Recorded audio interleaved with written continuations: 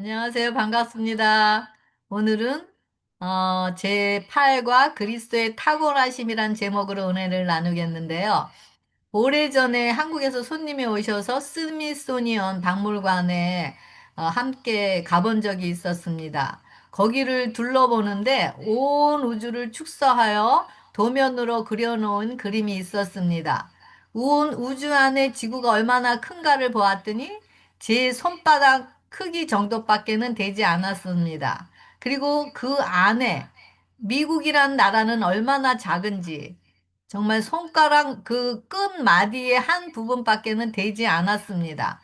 그렇다면은 내가 살고 있는 이 도시는, 그리고 내가 사는 이 집은, 그리고 나란 존재는 얼마나 정말, 응?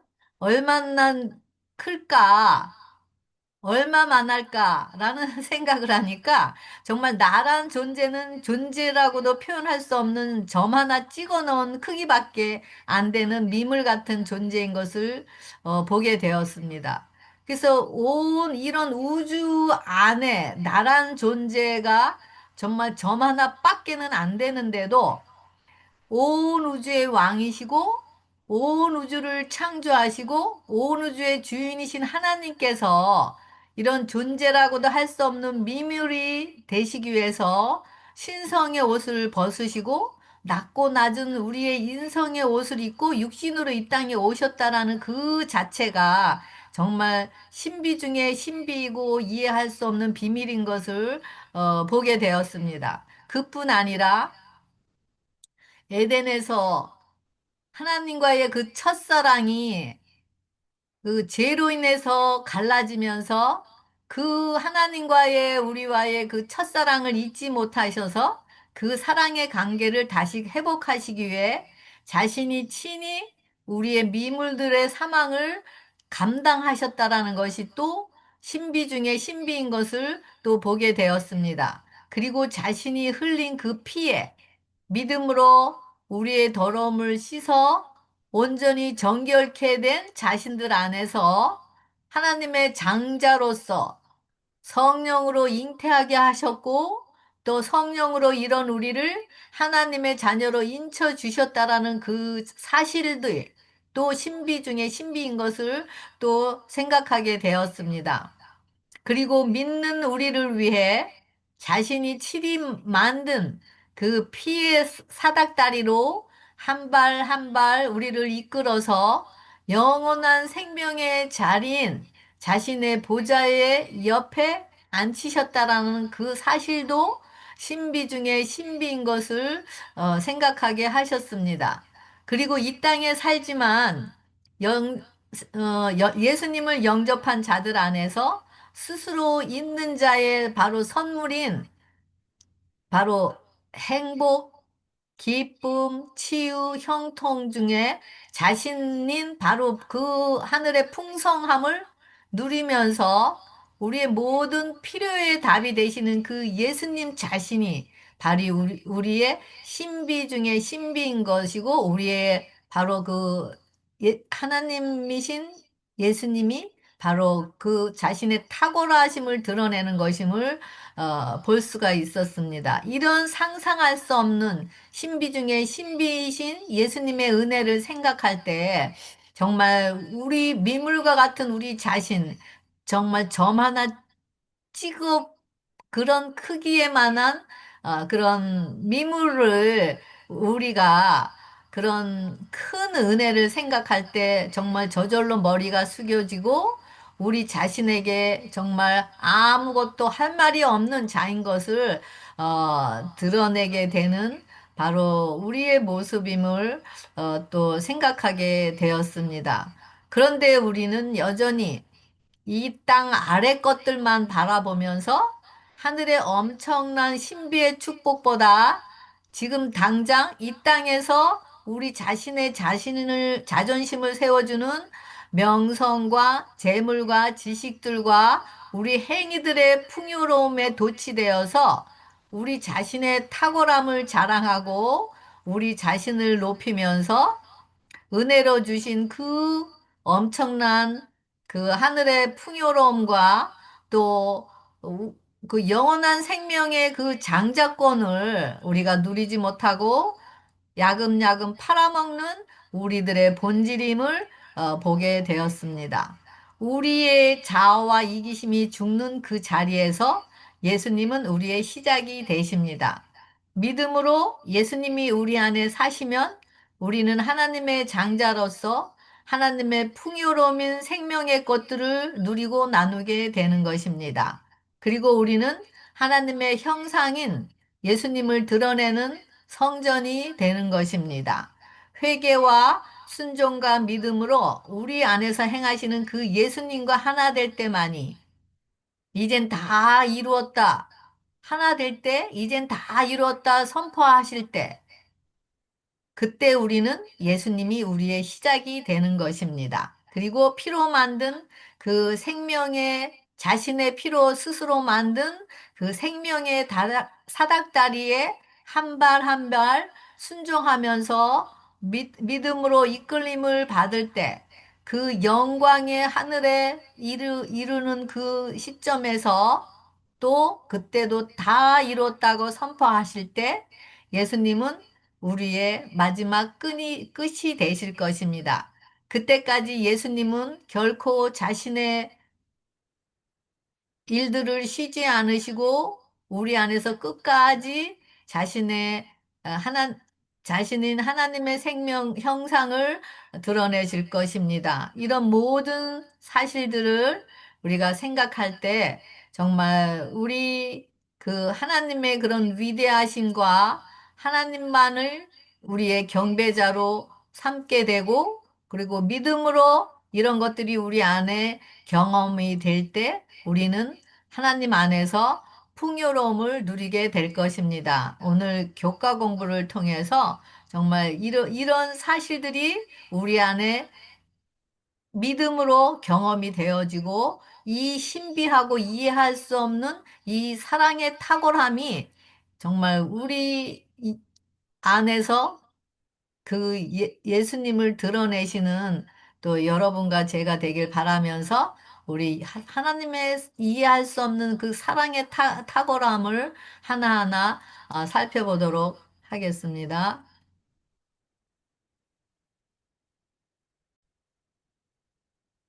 네, 그리스도의 탁월하심,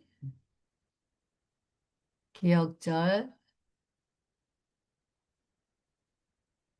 그는 보이지 않는 하나님의 형상이시요 모든 피조물보다 먼저 나신 이시니 만물이 그에게서 창조되되 하늘과 땅에서 보이는 것들과 보이지 않는 것들과 혹은 왕권들이나 주권들이나 통치자들이나 권세들이나 만물이 다 그로 말미암고 그를 위하여 창조되었고 또한 그가 만물보다 먼저 계시고 만물이 그 안에 함께 섰느니라 라고 골로새서 1장 15절부터 17절에 바울이 경험한 그 하나님의 탁월하심을 어, 나타내는 것을 볼 수가 있습니다. 그리스도의 탁월하심.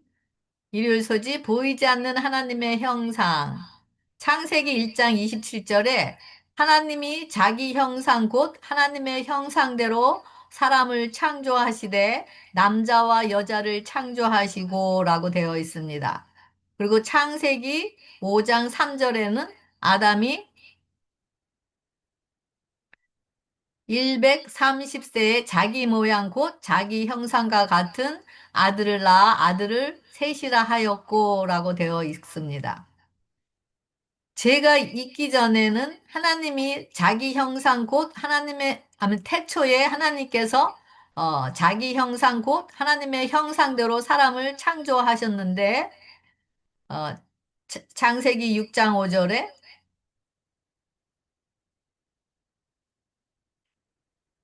아담이 자기 형상 같은 자기 모양과 자기 형상의 아들을 낳았다라고 이야기하고 있습니다. 인간은 육적으로, 영적으로, 관계적으로 또 기능적으로 하나님을 닮게 창조되었었습니다. 그래서 인간을 통해서 하나님의 형상을 반영하는 자들로 창조를 하였는데요. 아담의 후손, 후손인 가인과 가인이 아벨을 죽이면서 최초로 살인 사건이 일어나게 되고 또 그 뒤이어서 라멕이 또 사람을 죽였고 또 라멕이 아내들을 여러 명 두는 그런 죄악을 범하면서 일부 다체제로를 들여오는 등 이렇게 악이 퍼져나가는 것을 통해서 하나님의 형상은 죽고 대신에 사단의 형상을 드러내는 자들로 우리 심령이 손상시켰음을 알 수가 있습니다.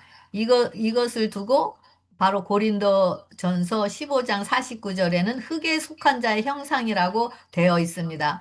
이런 우리를 보고 창세기 6장 5절에 여호와께서 사람의 죄악이 세상에 관영함과 그 마음의 생각의 모든 계획이 항상 악하다고 이야기하고 있습니다. 그래서 이런 자들이 하나님의 형상으로 다시 회복해 하는 길을 하나님께서 구속자가 돼서 구속자인 예수님으로 오셔서 이루신 것을 볼 수가 있습니다.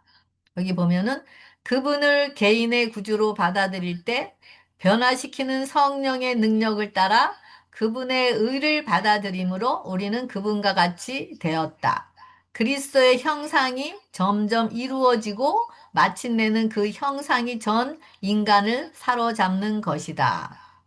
이런 일들은 믿음으로만 가능한 것인데 그분과의 산교제를 하는 만큼 그분과 얼마나 영적으로 가까운 관계로서 교제하고 있는 것에 따라서 믿음으로 변화함을 입게 되고 그리고 믿음으로 하나님의 온전한 형상을 드러나게 되는 것을 알 수가 있습니다. 이럴 때 우리 눈에 가리워서 율법에 매여 있던 무거운 짐에서 벗어나서 수건이 벗겨지는 경험을 통해 자유케 하는 직책을 얻게 될 것입니다. 이런 상황이 어둠에서 불러내어 기이한 빛에 들어가는 거 하나님의 아름다움을 선전하는 빛과 소금의 도구가 된다라고 이야기하고 있습니다.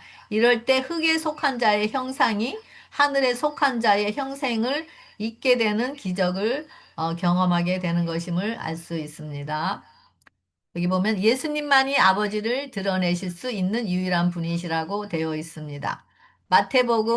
요한복음 1장 1절부터 할게요. 요한복음 1장 1절에는 태초에 말씀이 계셨고 이 말씀이 하나님과 함께 계셨으니 이 말씀이 하나님이신데 이 말씀이 육신이 되어 우리 가운데 거하심에 우리가 그의 영광을 보니 아버지의 독생자의 영광이요 은혜와 진리가 충만하다라고 이야기됐고 그다음에 본래 하나님을 본 사람이 없으되 아버지 품속에 있는 독생하신 하나님이 나타났다라고 이야기하고 있습니다. 그리고 이런 마태복음 11장 27절에는 아버지께서 내게 모든 것을 내게 주셨으니 아버지 외에는 아들을 아는 자가 없고 아들과 또 아들의 소원대로 계시를 받은 자 외에는 아버지를 아는 자가 없다라고 했습니다. 그래서 우리가 지금 성령으로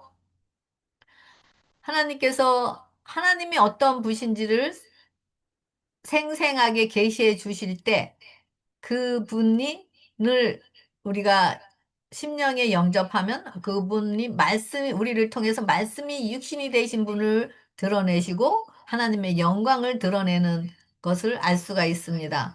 그래서 이렇게 볼 수 없는 하나님을 볼 수 있는 것은 길은 뭐죠? 바로 침례. 우리 옛자가 죽고 장사 지내고 예수님의 생명으로 부활하는 것.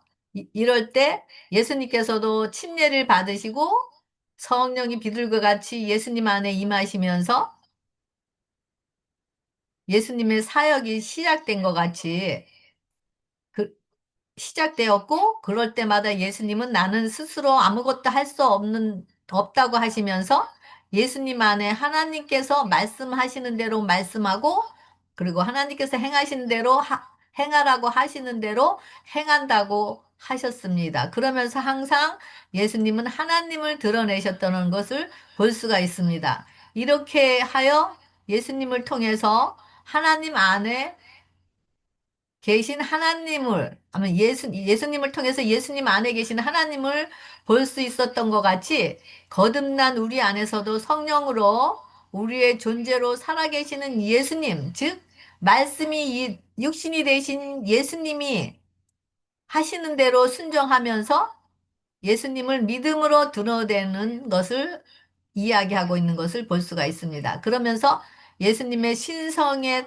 탁월성을 인성인 우리를 통해서 하나하나 드러내시는 것이 바로 하나님의 마음인 것을 볼 수가 있습니다. 부모가 제일 기쁜 게 무엇이죠? 바로 자녀들이 부모의 것을 가지고 누리고 나누면서 자신의 부모가 어떤 분인지를 드러내는 것을 가장 좋아하는 것입니다. 하나님께서도 영적인 자녀들이 자신의 것을 누리고 나누면서 자신의 생명의 것을 누리고 나누면서 하나님이 어떤 분인지를 세상으로 알게 하는 것이 가장 큰 기쁨일 것입니다. 하나님이 어떤 분인지 지식적으로 안다면 생명이 없기 때문에 그 생명을 보여줄 수가 없고 또 나눌 수가 없겠죠. 오직 하나님과의 깊은 교제를 통해서 아는 만큼만 우리는 나누고 우리 아버지를 드러낼 수가 있을 것입니다. 예수님과 하나님과의 절대적인 관계 보면은 1절 여기 내 아버지께서 이제까지 일하시니 나도 일한다. 그리고 나와 아버지는 하나이다. 나로 말미암지 않고서는 아버지께로 올 자가 없느니라라고 말씀하시면서 예수님과 하나님과의 절대적인 관계를 나타내셨습니다. 그리고 나는 스스로 있는 자라. 나는 생명의 떡이다. 나는 세상에 비치고 선한 목자라고 하면서 아버지와의 하나됨 속에서 드러나는 하나님과의 그런 절대적인 관계, 하나됨에서 오는, 그래서 우리를 통해서도 하나님께서는 나는 선한 목자라, 나는 산떡이고, 내가 곧 길이요 진리라고 말씀하시는 그 우리 안에 사시는 예수님과의 하나됨을 통해서 그 예수님이 어떤 분인지를 우리를 통해서 드러내게 하시는 것을 볼 수가 있습니다. 그래서 우리와 함께 계시는 임마누엘 하나님, 우리를 죄에서 구원하는 그 하나님만이, 임마누엘 하나님만이 우리 죄에서 구원하시는 보증이 되고 또 하늘 법칙에 순종할 수 있는 능력의 보증이 됨을 알 수가 있습니다. 여기 우린 누구의 형상인가? 나와 예수님과의 관계 그랬는데요. 아까 말한 것을, 말씀드린 것을 정리해 놨습니다. 하나님의 형상이 죄로 인해서 불순종에 함으로 자기 형상, 또 아담의 형상, 흙에 속한 자의 형상을 드러냈고요. 이런 자들이 예수님의 무한하신 그 사랑, 자신의 가죽 옷을 입혀주시는 그 사랑의 옷을 자신의 그런 무화과 옷을 벗는 그 십자가 자 죽음을 통해서 그 예수님의 그런 죽음을 통해서 만든 그 의의 옷을 입혀주는 것, 바로 영접하는 것, 그 믿음으로 영접하는 것이죠. 이럴 때 하나님의 형상으로 회복이 되고 하나님의 품성을 드러내게 되죠, 우리 안에서. 그리고 이런 것이 말씀이 육신이 된 예수님이고 신의 성품을 드러내고 아버지를 아는 자라고 이야기하고 있습니다. 이럴 때 나와 아버지는 하나이고 아버지께서 일하시니 나도 일하고 나로 말미암지 않고는 예수님께로 올라갈 자가 없느니라. 그 아버지가 내 안에 내가 아버지 안에 있고 그리고 스스로 있는 자라고 이야기하고 있습니다. 이런 관계가 바로 성령의 사역을 통해서 예수님과 우리가 하나 됐을 때 우리도 나와 아버지는 하나다라고 이렇게 우리가 선포할 수 있는 것임을 알 수가 있습니다. 그래서 나와 예수님과 얼마나 가까운 사이인가를 그러니까 따라서 우리가 하나님의 형상을 드러낼 수가 있는 것입니다. 그래서 그 우리 안에 사시는 하나님과 하나됨의 그런 가까운 사이, 그런 가까운 사이를 통해서 그런 예수님의 믿음의 크기가 우리 안에 사시는 그 예수님의 믿음의 크기가 우리 각자에게 얼마나 큰 크게 우리를 통해서 드러내시는지 그 우주 만물의 그 주권자이신 그 하나님의 크기를 하나님의 크나큰 그 크나큼의 위대하심을 그런 믿음의 크기로서 드러낼 수 있다라는 것은 우리 각자의 하나님과의 관계가 얼마나 가까운지에 따라서 그 크기를, 그 믿음의 크기를 드러낼 수 있고, 그 믿음의 크기만큼 우리가 승리하고 이기게 되고, 믿음의 크기만큼 예수님의 사랑을 드러낼 수가 있다라는 것을 여기서 볼 수가 있습니다. 그러면서 아버지께서, 내 아버지께서 모든 것을 내게 주셨으니 아버지 외에는 아들을 아는 자가 없고 아들과 또 아들의 소원대로 계시를 받는 자 외에는 아버지를 아는 자가 없느니라. 이렇게 믿음으로 영접한 자들, 예수님을 영접한 자들은 계시를 받은 자 외에는 하나님을 아는 자가 아니라고 이야기하고 있습니다. 월요소진 모든 피조물보다 먼저 나시니 그랬습니다. 여기 보면은 누가복음 2장 7절에 마다들을 낳아 강보로 싸서 구유에 뉘었으니 이 아기 예수님이 태어났을 때 그 아기 예수님을 마다들이라고 이야기하고 있습니다. 또 로마서 8장 29절에는 하나님이 미리 아신 자들로 또한 그 아들의 형상을 본받게 하기 위해 미리 정하셨으니 이는 그런 많은 형제 중에서 맏아들이 되게 하셨다라고 되어 있고요. 그리고 히브리서 1장 6절에도 맏아들을 이끌어 세상에 다시 들어오게 하실 때에 하나님의 모든 천사가 저에게 경배할지어다 말씀하심에 그 다음에 계시록 1장 5절에도 충성된 중인들로 죽은 자들 가운데서 먼저 나시고 땅의 임금들의 머리가 되신 예수 그리스도로 바로 맏아들이라고 하고 있습니다. 우리 모두의 본질은 죄의 품성을 유산으로 이어받은 자들입니다. 하지만 이런 죄인을 구원하시기 위해 창조주신 하나님께서 자신의 맏아들인 예수님을 우리를 위해 십자가에서 죽게 하셨습니다. 그래서 그 장자, 즉 맏아들인 예수님을 자신의 죄를 팔고 의를 사는 자들, 즉 회개한 거듭난 영혼들, 의를 입은 영혼들에게 영생의 유산을 상속으로 받게 하셨습니다. 이런 영생을 상속으로 받는 자들을 맏아들이라고 여기서 이야기하는 것을 볼 수가 있습니다. 그래서 창조주신 하나님께서 구속주로서 모든 피조물보다 먼저 나신 예수 그리스도를 통해서 이 땅의 머리가 되시고 또 그분이 바로 예수 그리스도이심을 이야기하고 있음을 알 수가 있습니다. 이 맏아들이 예를 또 야곱과 에서를 통해서도 볼 수가 있는데요. 에서가 형인데 근데 하늘의 장자권을 이 에서가 그 헌신자까지 팥죽 한 그릇에 야곱에게 팔아 넘기는 것을 알 수가 있습니다. 그리고 야곱은 자기 속임수로 그 장자권을 얻으려고 팥죽을 주고 그것을 어, 성취했지만은 진정으로 영적인 장자권을 어, 가질 수 있는 자로 꼴지어 주기 위해서는 엄청난 고난과 환란을 경험하게 되는 것을 볼 수가 있습니다. 그러면서 야곱이 자기의 형을 속인 것뿐만 아니라 아버지도 속이고 또 형을 속인 그 아버지와 형을 속인 대가로 자신도 또 삼촌인 그런 라반으로부터 속임을 당하게 되는 그런 과정을 통해서 자신의 속임수로 행해온 그 과거의 죄악들을 하나님의 성령으로 하나하나 들춰내 주시면서 자기의 죄를 시인하도록 이끄셨고 결국 끝에 가서는 에서가 그를 죽이러 온다는 그런 소식을 듣게 되면서 그는 하나님께 용서와 회개를 구하면서 결국 자신의 의로서 장자권을 얻으려고 한 그런 이기심으로부터 얻은 그 장자권을 버리고 대신 하나님께서 주시는 영원한 의인 장자권을 소유하는 그런 것을 볼 수가 있습니다. 그래서 이 장자권은 먼저 태어났기 때문에 그런 장자권이 아니라 예수님의 생명으로 거듭났고 태어난 자들을 하나님의 장자권을 가진 자, 맏아들이라고 여기서 이야기하고 있는 것을 볼 수가 있습니다.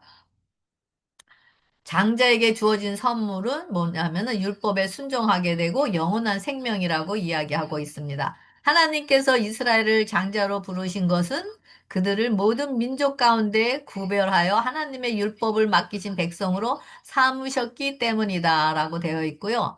그리스도를 구주로 받아들이는 자들에게는 현재와 미래의 세상에서 누릴 생명이 약속되어 있다라고 되어 있습니다. 이런 어떤 파괴자라도 이렇게 소유한 장자권을 빼앗을 자격이 없다라는 것이죠. 이 유산, 이 영원한 생명을 우리 장자인 우리에게 상속으로 주셨다라는 것, 거듭난 우리에게 상속으로 주셨다라는 것을 볼 수가 있습니다. 그리고 예수님이 구속주로 우리를 우주로 하나로 연합하게 하셨다라는 것.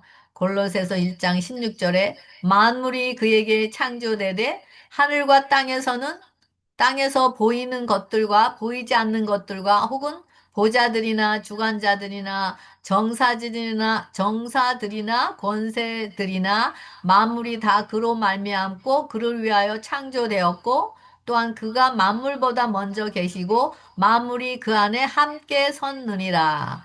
여기 함께 서 있다라는 것은 함께 모으다, 통합하다라고 이야기하고 있는데요. 바울은 하늘과 땅, 또 보이는 것과 보이지 않는 것, 또 보좌와 권세와 주권자와 권능, 이 모든 것들을 통틀어서 만물보다 먼저 계시는 것이 바로 분이 예수님이라고 밝히고 있습니다. 또 예수님의 탁월함을 설명하면서 또 만물이 그 안에 함께 존재하고 있다라는 점, 바로 이 통합하고 함께 모으다라고 이야기하는 것은 예수님은 창조주이실 뿐만 아니라 구속주이기 때문에 우주를 하나로 연합하게 하는 분이라고 구속주로서 십자가를 통해서 재창조된 자들을 우주로 하나로 연합하게 하는 분이라고 이야기하고 있는 것을 볼 수가 있습니다.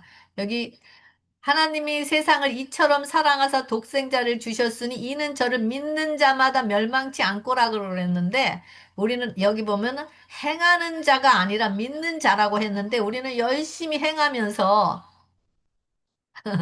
열심히 행하면서 그 행하는 자에게 주는 그 영생을 우리가 소유하려고 기대하고 있는 우리들의 모습을 볼 수가 있습니다. 사도 바울은 성령의 감동으로 그리스도는 창조의 원인이자 목적이라고 이야기하고 모든 피조물들은 믿음으로 그에게서 나왔고 그들을 위해서 존재하며 그를 향하고 있다라고 이야기하고 있습니다.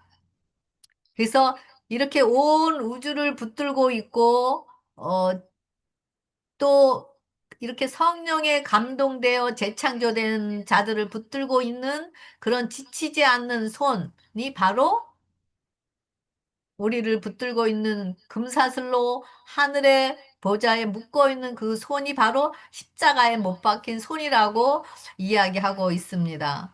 그래서 이런 그런 혼돈과 공허 가운데 아무것도 온 세상을 창조할 때 아무것도 없는 그런 상태에서 말씀이신 하나님께서 빛이 있으라고 말씀하셨을 때 그 빛으로 나타나신 것이 바로 예수님이 말씀이 육신으로 나타나신 분임을 알 수가 있습니다. 그래서 우리가 믿음으로 만물 안에서 생명으로 존재하시는 분을 우리가 눈으로 보고 만지도록 하신 것이 창조의 역사인 것을 볼 수 있는데요. 이런 창조의 역사가 지금 우리 안에서도 믿음으로 재창조의 역사를 경험한 자들 안에서 드러내시는 것을 볼 수가 있습니다. 성령으로 우리 심령 안을 비추어 주실 때 우리에게는 공허와 혼돈과 어둠밖에 없다라는 것. 그래서 우리 자신은 의지할 선한 것이 아무것도 없다라는 사실을 성령으로 깨달아 알 때 우리 자신을 포기하게 되어지죠. 이럴 때 믿음으로 우리 안에 우주를 품으신 예수님께서 거하시게 되고, 그래서 믿는 우리 안에서 우주와 하나로 연합이 이루어지는 것을 믿음으로 알게 됩니다. 그러면서 믿음으로 성령님께서 우리 안에 운행하시고 창조주 예수님께서 우리 안에서 믿음으로 말씀하시면 그 말씀의 권능이 우리의 말과 행동과 삶을 통해서 드러나고 품성으로 꼴지어지게 됩니다. 이런 과정이 믿음으로 말씀이 육신으로 나타나신 그 하나님의 형상인 예수님임을 알 수가 있습니다. 이런 경험으로 온 세상이 하나님의 영광으로 가득 차 있는 것을 믿음으로 보고 또 고백하게 되는 것입니다. 이런 재창조의 경륜은 각자의 경험을 통해서 믿음으로만 경험할 수가 있고, 이런 하나님의 재창조의 능력을 지금도 우리 안에서 행하고 계시는 것을 또 볼 수가 있는 것을 알 수가 있습니다. 온 우주를 창조하신 창조의 역사의 탁월하심이 성령으로 재창조된 인간 안에서도 같은 원리로 믿는 자들 안에서 이루어진다라는 그 자체가 정말 신비이고 또 그것이 창조주와 구속주로서의 그런 탁월함임을 알 수가 있습니다. 이 엄청난 신비가 정말 어, 정말 상상할 수 없는 하나님의 그런 뭐라 그럴까 비밀인 것을 우리를 통해서 드러내시고 있는 것이 엄청난 정말 비밀인 것을 볼 수가 있습니다. 여기 보면 제가 신성모독죄 행위로 구원 얻으려고 하고 성령을 거역하는 죄 그랬는데, 왜냐하면 적용해 보면 교과 공부책 적용해 보면 그분의 죽음으로 이루신 구원에 우리의 행위가 더해질 수 있다는 생각을 왜 심각한 신성모독입니까? 라고 이렇게 되어 있어요. 그래서 이걸 보면서 바리새인들과 같이 행위로서 구원을 얻으려고 하면서 금식을 일주일에 두 번씩 10일금을 내고 또 멋있는 옷을 입고 맨 앞자리에 앉아서 예배를 드리지만, 이런 것들이 나쁘다고 하는 것이 아니에요. 이런 것을 드리지만 그들 안에는 여전히 흑암의 권세가 주인으로 통치하고 있는 것으로 써 하나님을 의 신성을 모독하는 것이라고 이야기하고 있습니다. 그리고 이런 심령에 있는 더러움을 성령의 빛으로 비춰줄 때 굴복하지 않고 오히려 자신의 의로서 그 말씀을 굴복해 하려고 하는, 그러면서 그대로 자신의 본연의 더러움의 의를 고수하는 자들, 즉 회칠한 무덤과 같은 자들, 이런 자들이 바로 성령을 거역하는 자들이라고 이야기하고 신성을 모독하는 죄라고 이야기하고 있음을 볼 수가 있습니다.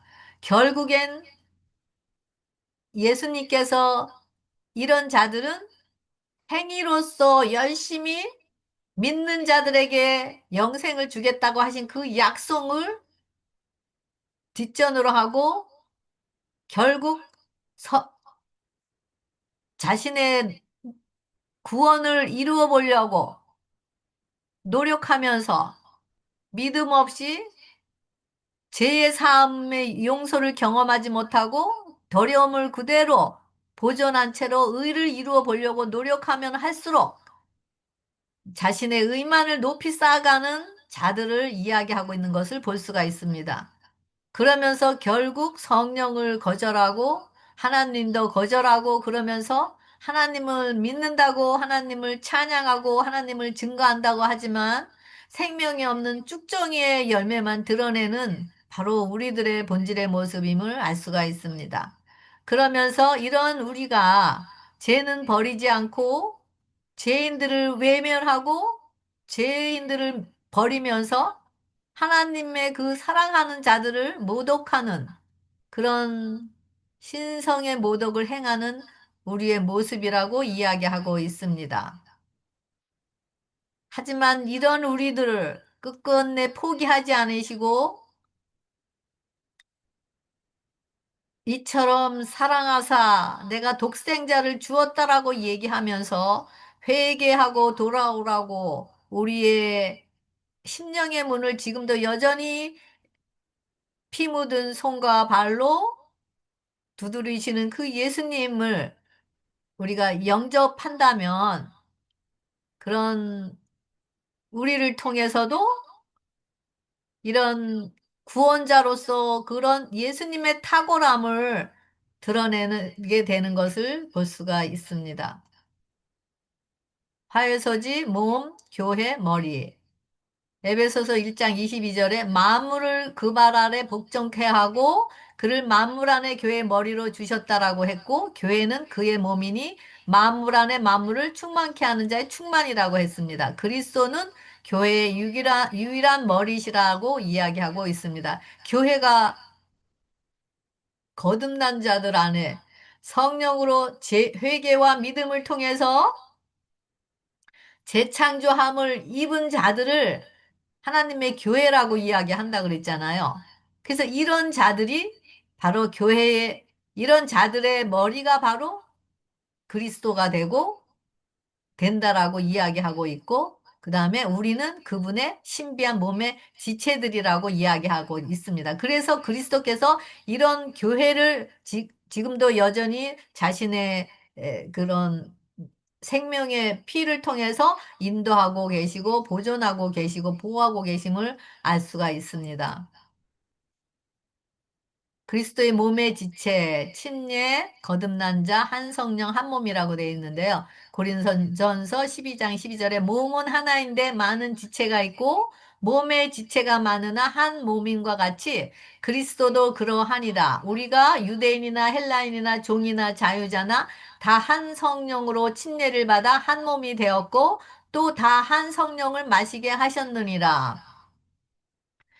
여기 보면은 교회가 예수님의 뭘 영접한 자들이 교회가 되고 그 예수님이 우리의 머리가 된다라고 했잖아요. 그래서 이렇게 성령으로 하나 된 자들이 한 성령으로 한 침례를 통해서 한 몸이 된 자들이라고 이야기하고 있습니다. 이런 자들은 그리스도의 몸의 지체가 되고 옛생애를 십자가에 아미 물속에 장사 지내고 예수님의 생명으로 거듭난 자들이 바로 한 성령 한 몸으로 그리스도의 몸의 지체라고 이야기하고 있습니다.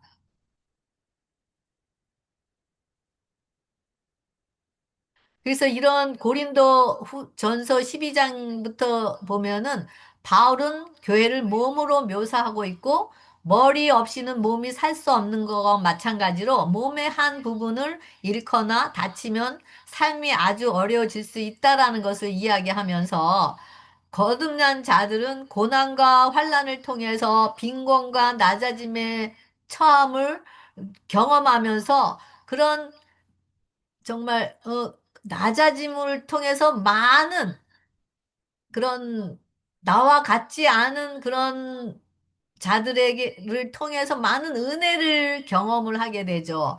그래서 그런 많은 은혜를 경험했기 때문에 그 은혜의 풍성함이 한 영혼 한 영혼을 바라봤을 때 정말 그런 하나님의 사랑의 눈으로, 은혜의 눈으로 바라보고 그들을 감싸할 수 있는 그런 풍요로움을 통해서 그들을 바라볼 수가 있고, 그래서 그들과 하나가 됨으로써 그 하나님의 그런 몸의 지체가 되다라는 것을 드러내는 것을 알 수가 있습니다. 여기 교회의 머리 그리스도 그의 머리는 그리스도고 그리스도와 연합한 자들을 이야기하고 있는데 여기 보면은 교회는 사람에 의존하거나 사람의 지배를 받아서는 안 된다. 많은 사람은 교회에 책임 있는 지위에 있는 다른 교회의 머리, 아니, 다른 사람들이 믿거나 행하는 바를 명령할 권위가 부여된다고 주장한다. 많은 사람은 교회에 책임 있는 지위에 있는 다른 사람들을 믿거나 행하는 바를 명령할 권위가 부여되었다라고 주장한다. 이게 무슨, 제가 지금 좀 잘렸는데요. 그러니까, 예수님만이 우리 안에 사시는 예수님만이 교회가 된 교회의 머리가 되신 예수님만이 우리의 머리가 되시고 그 머리가 되신 예수님을 통해서 우리가 그런 것들을 탁월함을 받아야 되는데 우리가 사람을 의지하면서 사람이 정말 뭐랄까 사람의 그런 어떤 지혜나 지식이나 탁월함을 을 의지하면서 그 사람을 머리로 삼는 그런 것을 여기 이야기하고 있는 것을 볼 수가 있습니다. 그렇지만은 교회의 머리는 오직 그리스도와 연합한 자들의 머리가 되시는 그리스도밖에는 없다라고 이야기하고 있습니다. 여기 우두머리, 교회의 머리이신 그리스도와 연합, 성장하고 이 그리스도의 머리로 삼을 때 우리는 성장하게 되고 연합하게 되고 지도력과 가르침의 그런 영양분을 받을 수가 있다라는 거죠. 근데 사람으로부터는 그런 거, 예, 사람으로부터 받는 것이 아니라는 거 얘기하고 있고요. 그러면서 여기 머리가 되는 것은 하나님께 순종하는 것, 그 다음에 머리는 그리스도라고 되어 있고 그러므로 교회의 머리이신 그리스도는 교회의 연합과 성장을 위해 지도력, 가르침, 영양, 양분을 제공하신다라고 되어 있습니다. 그것이 인간으로부터 오는 것이 아니라고 이야기하는 것입니다. 여기 정리해 놨는 거예요. 불순종, 사탄의 머리, 불순종은 사탄이를 머리로 삼는 거죠. 그래서 사탄으로부터 지도를 받고 영양분도 받고 가르침을 받는 것. 이런 자들이 하나님의 은혜를 통해서 십자가에서 회개와 믿음을 통해서 굴복하고 성령으로 거듭날 때 교회의 맏아들이 되고 교회의 머리가 되시는 그 예수님 그리고 한 성령, 한 믿음, 한 몸, 하나님께 순종하는 자, 의를 소유한 자, 이들이 예수님의 머리로부터 지도를 받게 되고 성장하게 되고 보이지 않는 하나님의 형상을 드러내는 것이라고 이야기하고 있습니다. 시작. 골로새서 1장 18절에 그는 몸인 교회의 머리라. 그가 근본이요. 죽은 자들 가운데서 먼저 나신 자니 이는 친히 만물의 으뜸이 되신다라고 되어 있습니다. 그리고 여기 만물의 으뜸이 된다라는 것은 창세기 1장 1절에 태초에라고 최초에 태어나셨기 때문에 천지를 창조하셨기 때문에 그렇기 때문에 또 교회가 머리이시기 때문이라고 되어 있습니다. 여기도 보면은 하나님이 창조의 시작이시고 창시자이시고 만물의 으뜸이 되시고 이제 구속주 예수님이 물 통해서 성령의 강림으로 교회의 머리가 되시고 시작이 되신다라는 거. 그리스도와 하나님과의 관계, 그 다음에 그리스도와 그리스도인의 관계를 여기 볼 수가 있는데요. 1번부터 3번. 그분은 보이지 않는 하나님의 완전한 현현이시고, 그분은 만물을 창조하신 분이시고, 그분은 만물보다 먼저 계시고, 만물이 그분 안에 하나로 연합하는 거, 요거는 여기에 속하죠. 요거리가 그리스도 하나님과의 관계를 드러내고, 또 그분은 교회 머리가 되고, 그분은 교회 몸이 되고, 재창조의 시작이시고 또 죄와 죽음을 정복하신 분. 이래서 그리스도와 하나님과의 관계, 그리스도와 그리스도인의 관계를 나타냈습니다. 예수님은 창조와 교회의 시작일 뿐 아니라 죽은 자 가운데서 살리심을 받은 것을 통해 재창조의 시작이 되심을 알 수가 있습니다. 그래서 죄의 싹은 사망이기에 예수님의 사망에 대한 승리는 또한 죄에 대한 승리와 그분의 형상대로 우리를 재창조하시는 능력을 여기서 보여주시면서 그리스도와 그리스도인의 관계를 나타내고 있습니다. 우리의 시작이고 우리의 끝이고 우리의 으뜸이 되시는 예수님.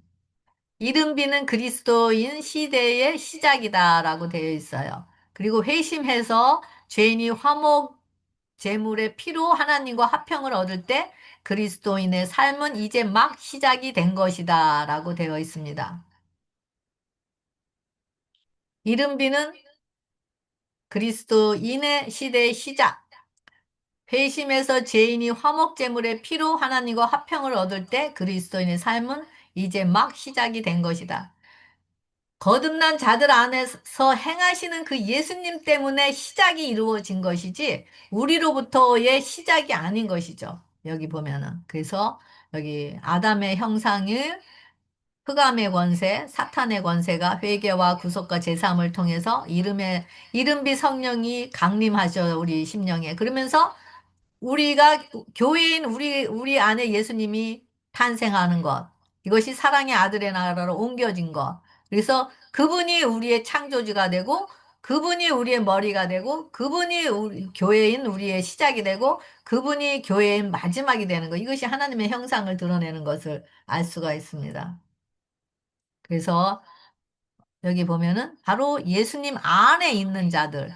우리의 시작은 흑암의 권세에서 해방이 되어 하나님의 사랑의 아들의 나라로 거듭날 때 그때가 예수님이 우리 안에서 시작이 되심을 알 수가 있습니다.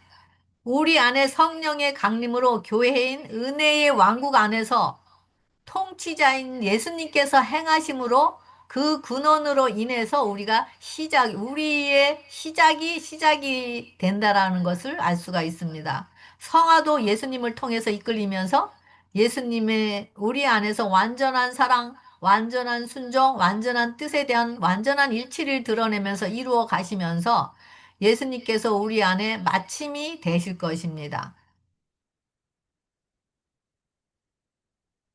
그래서 우리가 하나님을 받아들이지 않으면서 우리의 것을 고수할 때 우리가 하나님을 신성 모독하는 이런 죄인, 자아와 이기심이 죽을 때 만이 우리 안에서 예수님이 우리 안에 의가 되심으로 그분이 우리의 시작이 되신다라는 것을 알 수가 있습니다. 목열서지 만물을 화목케 하심. 골로새서 1장 19절에는 아버지께서 모든 충만으로 예수님 안에 거하시게 하셨고, 그 다음에 그의 십자가의 피로 화평을 이루셨다라고 얘기하십니다. 그리고 골로새서 2장 9절에도 그 안에 신성의 모든 충만이 육체로 거하시고, 그리고 복음 1장 10절의 말씀이 육신이 돼 우리 가운데 거하심에 우리가 그 영광을 보니 아버지의 독생자의 영광이요 은혜가 진리와 충만하도다라고 되어 있습니다.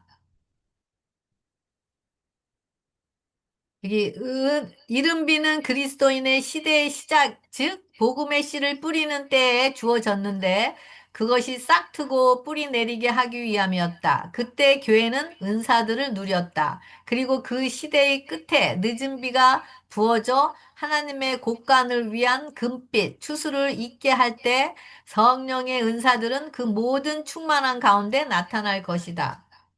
우리 본질의 생각은 항상 악하다고 했잖아요, 성경이.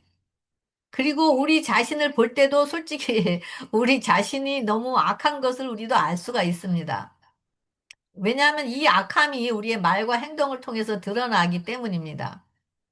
그래서 이런 우리들 안에서는 하나님의 충만을 경험할 수가 없죠. 그래서 이런 우리를 하나님과 화목해 하기 위해서 자신이 피를 흘리시고 믿는 자들 안에서 마귀의 형상에서 하나님의 형상을 드러내는 자들로 재창조하신 것을 하셨을 때 바로 그 재창조하신 그 시점이 이름 위의 시작이라고 이야기합니다. 그래서 성령께서 그리고 우리 안에 임재하실 때 우리는 하나님과의 교제를 통해서 날마다 죽는 경험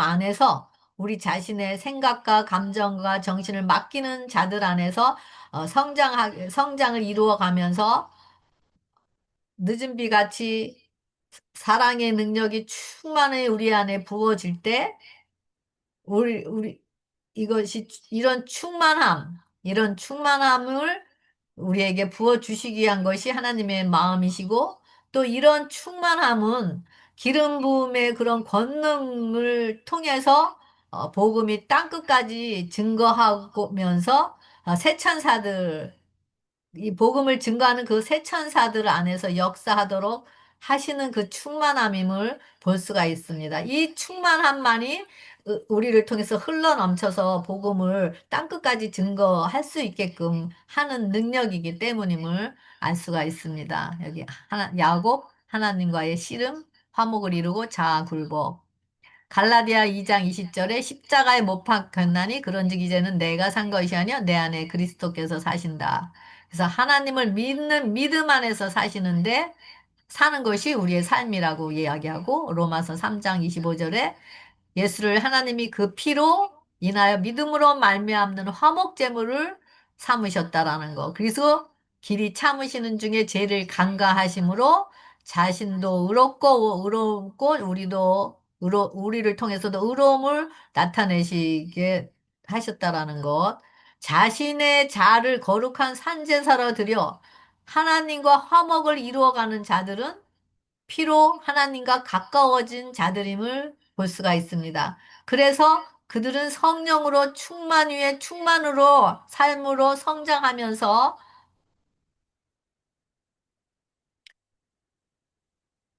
예수님 같이 죄를 미워하고 죄인을 사랑하면서 어떤 외부의 상황이라도 어떤 죽음이라도 죽음의 문제라도 넉넉히 이기면서 평강과 기쁨 안에서 하나님께 감사의 예배를 드려지는 참 심의 예배를 드려지는 참 경배의 예배를 드리는 삶인 것을 볼 수가 있습니다.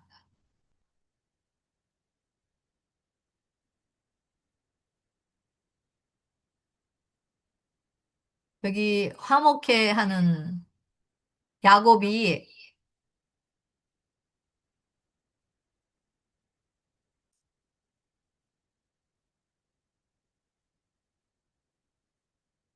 네, 이거는 나중에 그거 마지막으로 십자가로 만물을 화목해 하고 우리와 하나님을 화목해 하는 것은 십자가의 예수님 그랬어요. 요한복음 3장 16절 십자가가 없이는 아버지와의 연결이 없으며 하늘 보좌 가운데서의 어린 양의 연합이 없으며 의와 진리의 길로 돌아오기 위하여 방황하는 이들을 받아들이는 영접이 없으며 심판의 나라에 이길 수 있는 아무 방법도 준비된 것이 없다. 인류의 모든 희망은 십자가에 달려 있다. 그리스도 안에서 인간과 하나님은 연합된다. 그분의 사명은 하나님과 사람을 화목케 하고 유한과 무한을 연합시키는 것이었다. 이것이야말로 타락한 인간이 그리스도의 보혈의 공로로 신의 성품에 참여하게끔 높여질 수 있는 유일한 길이다. 인간이 되심으로 그리스도께서는 인간의 시련과 슬픔과 또 인간이 당하게 되는 모든 시험을 이해할 수 있는 상황에 처하게 되었다.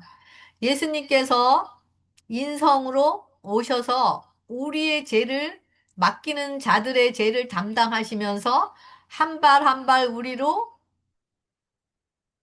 자신의 피 묻은 십자가로 이끄셨습니다. 그런데 이렇게 더디 믿고 강팍한 우리를 보시고 자신의 신성의 능력을 통해서 우리를 속히 변화시키기 위한 그런 마음으로 정말 그 신성의 능력을 얼마나 사용하고 싶으셨을까 하는 생각이 듭니다. 예수님께서 이 땅에 사실 때 우리 인간들을 보시고 이 신성의 능력을 짓누르는 것이 이런 회개하지 않고 강팍한 정말 이해할 수 없는 이런 인간들을 보시고 이 신성을 사용하고 싶은 그 능력을 짓누르는 것이 예수님에게는 가장 큰 투쟁이었을 것이라고 생각합니다. 그리고 그리고 이런 사실을 알지 못하는 자들이 예수님을 십자가에 못 박으라고 부르짖으면서 자신을 못 박지 않고 자신이 살아있는 이런 우리를 멸망받을 수밖에 없는 이런 우리를 구원하기 위해서 십자가에 매달리신 예수님께 너가 하나님의 아들이면 내려와라. 그러면 내가 믿겠다라고 하면서 우리를 위한 구원의 경륜을 완전히 무효로 만들려고 하는 그 사탄의 계략에 힘을 더하는 우리 인간들을 보았을 때 정말 하나 인성을 쓰신 예수님께서 십자가에서 뛰어내려서 자신의 신성을 보여주고 우리를 구원하고 싶은 그런 심정이었던 것을 아마 심정이었더란 것을 또 아마 생각하게 됩니다. 하지만 끝까지 자신들이 지금 무슨 일들을 하고 있는지를 알지 못하는 이런 우리들의 죄의 무게로 짓눌려서 심장이 터지면서